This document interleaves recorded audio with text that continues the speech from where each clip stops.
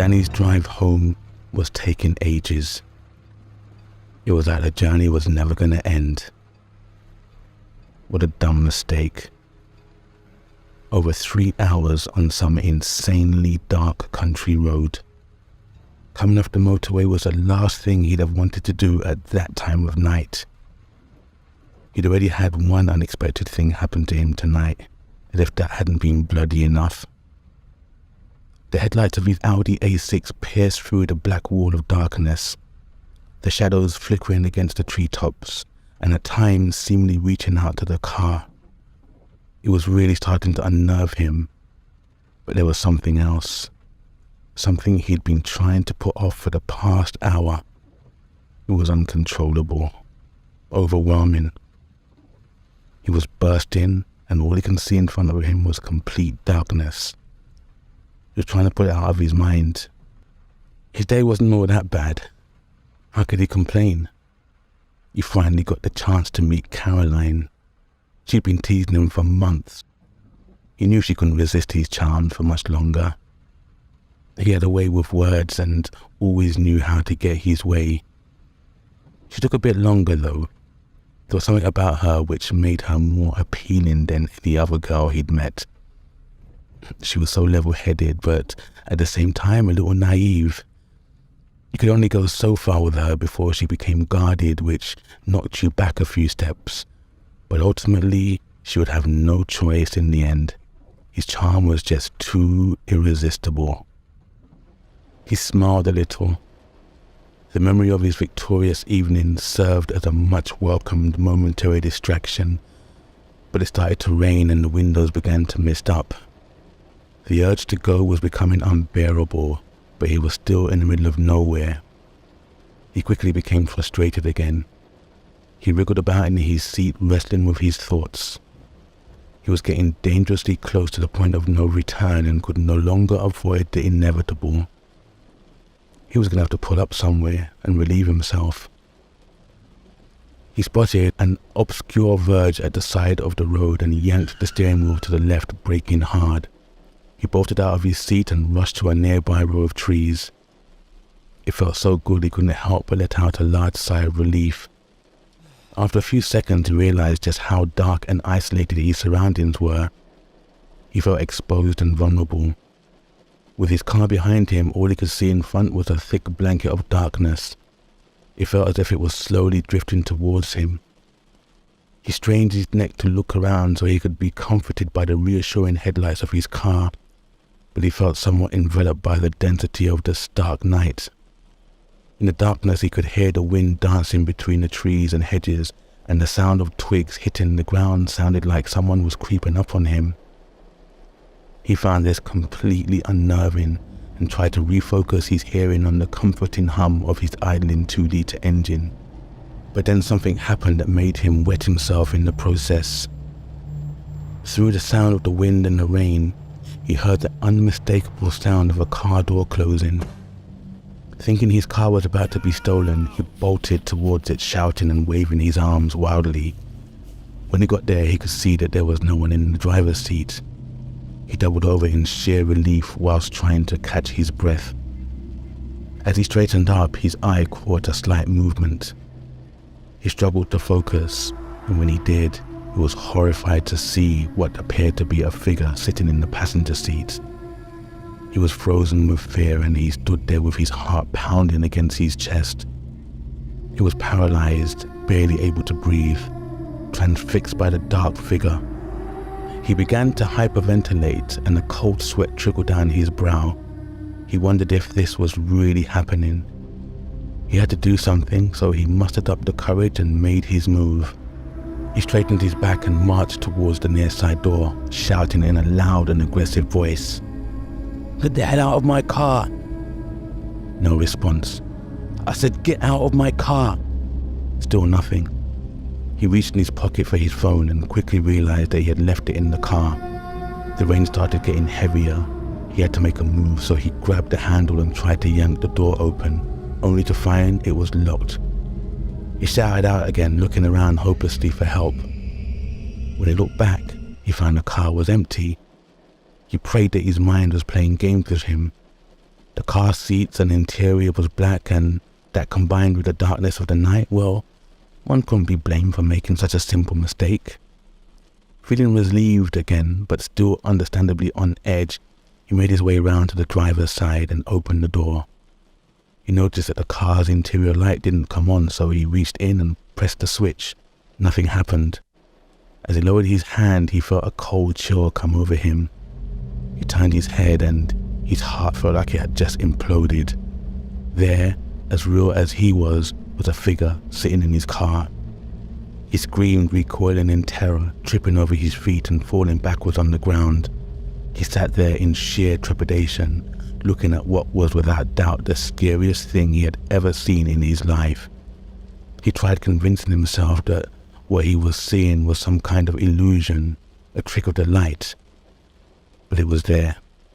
Someone, something was sitting in his car. His head started pounding and his heart began to race. He felt he could have a heart attack at any moment. The rain now had complete control of the night and began beating down violently.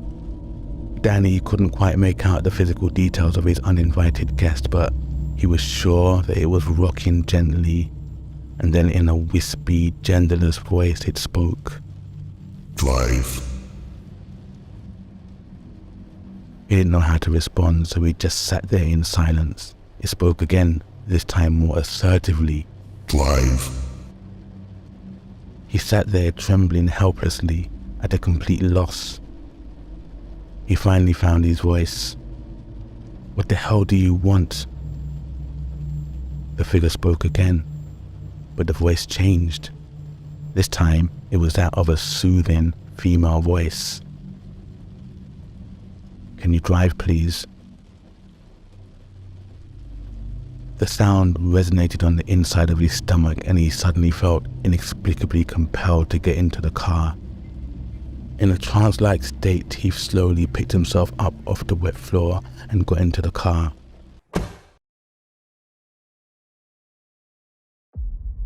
He woke up a few moments later to find that he was in a confined space with the object of his dread. He pressed himself against his door in an attempt to increase the gap between them and tried frantically to open it. It was locked and he couldn't get out. Trembling with anxiety, he clenched the steering wheel and began muttering nervously under his breath. He hears the voice again, only this time it's a soft echo in his mind. Drive. He put the car into gear and slowly pulled off. Even with the high beams on, Danny struggled to negotiate the meandering road. There couldn't have been a worse time to not be able to drive fast. He glanced over nervously, trying to make out more of the features of the strange apparition. The only thing he knew for certain was that the acrid smell filling the car was deeply disturbing. It was a pungent smell that could only be described as that of a wet, rotting corpse. He could see that the figure was dressed in black. He could not conclusively determine the gender of his unwanted guest. It was fairly slim and did not encroach on his space. The moonlight began to flood through the gaps in the trees, casting a ray which created a backlight on the spectre. The partially illuminated frame was still swaying back and forth. Its hair was unkempt. Its gaze was planted on the darkness through the window. Suddenly, it stopped swaying and started whispering as though in a conversation with someone. Look how he is more afraid of what lies in the dark than he is of his God. An evil snigger ricocheted through the car's interior. Danny was reviled by this but remained silent, wrestling with himself to find something to say. His mind had drawn a complete blank. He was still in a state of shock and was unable to make sense of what was happening. The eerie figure whispered again, this time to him. You fear me because you think you don't know me. You're right to fear me because I am here because of you. These words shook him to the core. He trembled uncontrollably, causing the car to swerve in and out of the lane. It continued. You fear me, but I am a woman. I know you like women. Now for the first time he found his voice. You don't know anything about me, and I don't know you. The dark shape stopped rocking. It seemed agitated and its tone changed as it responded. We know everything about you. We like to be near you. The temperature suddenly shot up considerably and the tension became unbearable.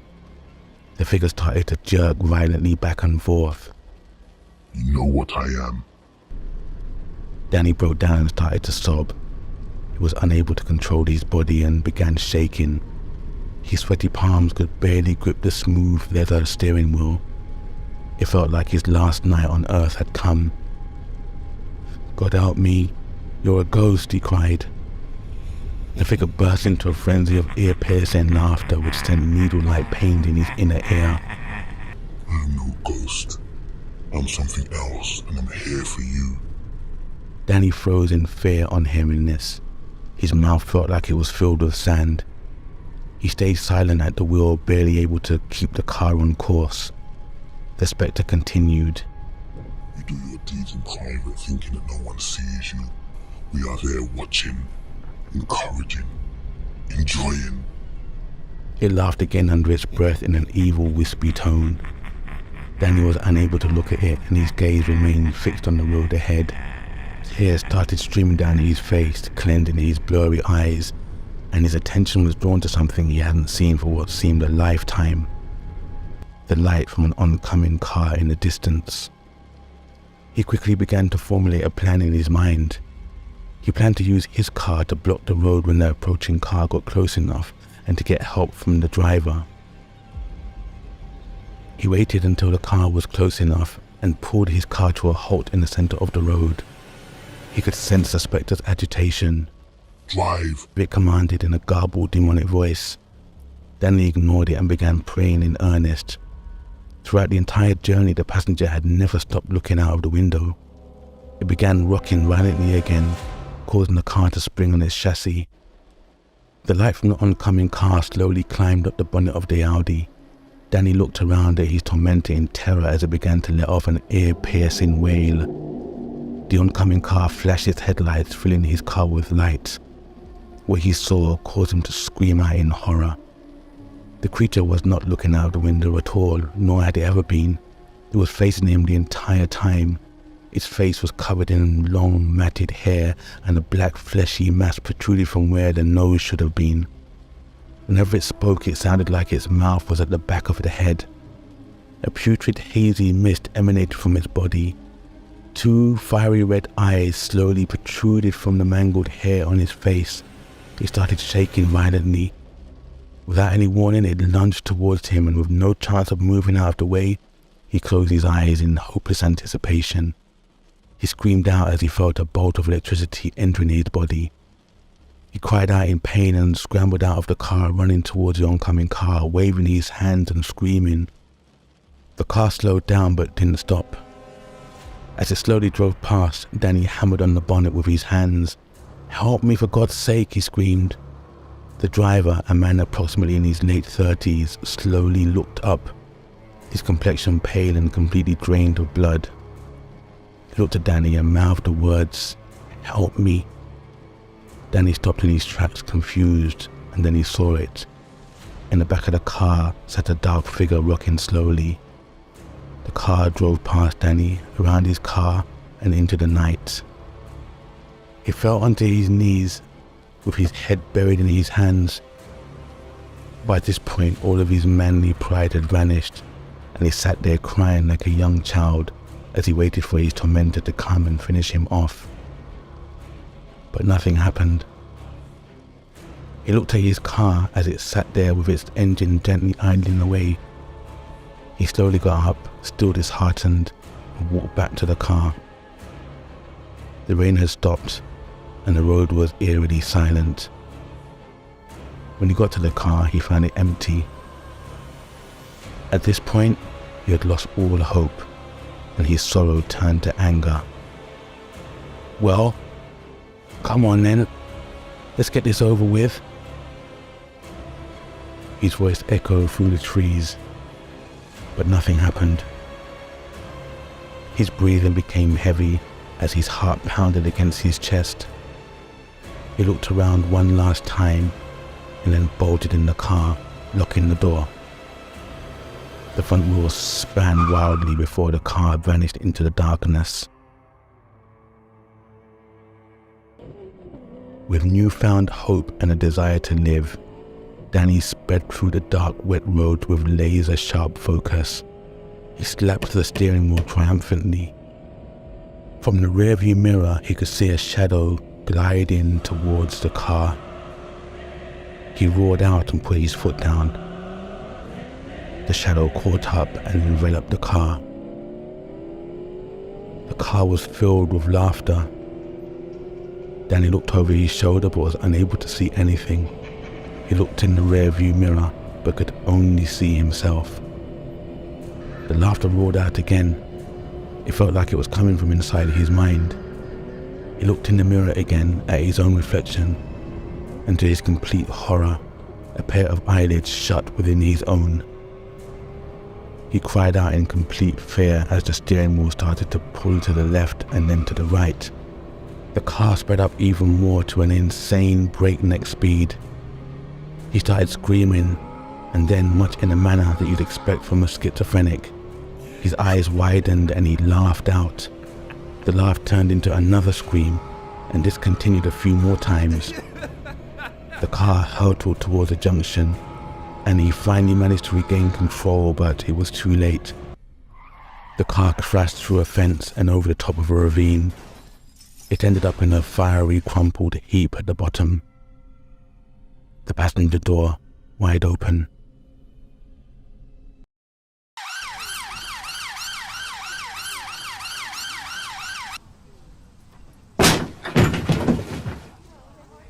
The following day, in a small town on the edge of Cumbria, the police broke into a ground floor flat.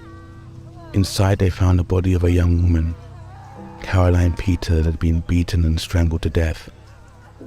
One of the female officers consoled the victim's sister, who was waiting outside. She was in hysterics. The officer placed her hand reassuringly on her shoulder. "Don't worry," she said. "We're not going to rest until we find out who did this. I hope he gets exactly what he deserves."